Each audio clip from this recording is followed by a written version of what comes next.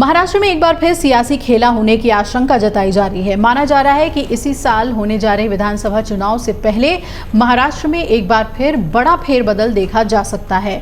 दरअसल इसकी वजह है अजीत पवार गुट के नेताओं की शरद पवार के साथ हो रही एक के बाद एक कई मुलाकातें। आपको याद होगा सोमवार को यानी 15 जुलाई को जहां एनसीपी अजीत गुट के कद्दावर नेता छगन भुजबल ने शरद पवार से मुंबई में उनके आवास सिल्वर ओक में मुलाकात की थी, तो कल अजीत पवार की पत्नी सुनेत्रा पवार ने शरद पवार से उनके घर पर मुलाकात की। अजीत पवार की पत्नी और राज्यसभा सांसद सुनेत्रा पवार पुणे में मोदी बाग पहुंची और सांसद सुनेत्रा पवार 1 घंटे से ज़्यादा समय तक मोदी बाग में रहीं। उस समय शरद पवार भी मोदी बाग में ही मौजूद थे। हालांकि ये पता नहीं चल सका है कि मोदी बाग में सुनेत्रा पवार ने किससे मुलाकात की और किस बात पर चर्चा हुई है, लेकिन एक ही समय पर एक ही जगह में सुनेत्रा पवार और शरद पवार की घंटों मौजूदगी ने महाराष्ट्र की राजनीति को एक बार फिर से चर्चा के केंद्र में ला दिया है कि यहाँ क्या होने वाला है। महाराष्ट्र की सियासत में अजीत पवार की पत्नी सुनेत्रा पवार की बारामती से हार हुई थी। उन्होंने इस सीट पर अपनी ननद और शरद पवार की बेटी सुप्रिया सुले के खिलाफ चुनाव लड़ा था। परिवार के 2 सदस्यों के बीच की चुनावी लड़ाई के चलते बारामती सीट लोकसभा चुनाव की हॉट सीट में से थी। ननद भाभी की चुनावी लड़ाई ने पूरे देश का ध्यान अपनी ओर खींचा था। हालांकि सुनेत्रा पवार ये चुनाव हार गई और सुप्रिया सुले ने उन्हें करीब 1.5 लाख वोटों से हरा दिया था। अब एनसीपी अजीत गुट नेता प्रफुल्ल पटेल के इस्तीफे से खाली हुई राज्यसभा सीट पर सुनेत्रा पवार ने नामांकन दाखिल कर अपने सियासी सफर की शुरुआत कर दी है।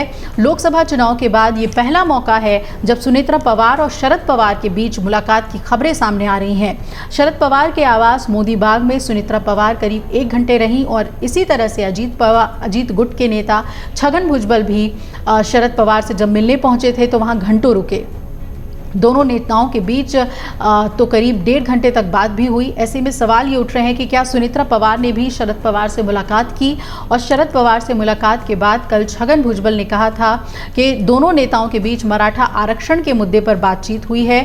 भुजबल ने तब कहा था कि शरद पवार राज्य के बड़े नेता हैं और मराठा आरक्षण को लेकर राज्य में कानून व्यवस्था बनी रहे, इस पर चर्चा हुई। भुजबल ने बताया था कि शरद पवार ने मराठा आरक्षण और ओबीसी आरक्षण पर चर्चा के लिए हामी भरी है और इसमें राजनीति करने जैसी कोई बात नहीं है। लोकसभा चुनाव के नतीजों पर नजर डालें तो महाराष्ट्र में महायुति गठबंधन उम्मीद के मुताबिक प्रदर्शन नहीं कर पाई। चुनावी नतीजों के बाद महाराष्ट्र के डिप्टी सीएम देवेंद्र फडणवीस ने तो इस्तीफे की भी पेशकश कर दी थी और इसके बाद एनडीए के खेमे में टूट की खबरें भी सामने आ गई।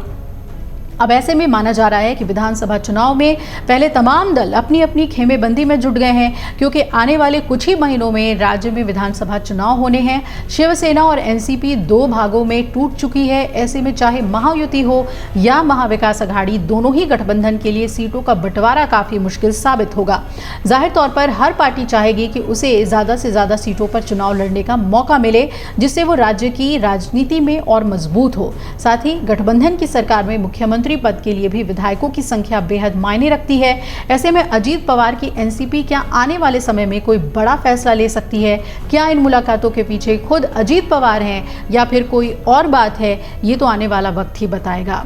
अगर आप ये वीडियो YouTube पर देख रहे हैं तो हमारे चैनल को सब्सक्राइब करें और बेल आइकन को दबाना ना भूलें। अगर आप Facebook पर ये वीडियो देख रहे हैं तो हमारे पेज को लाइक करें।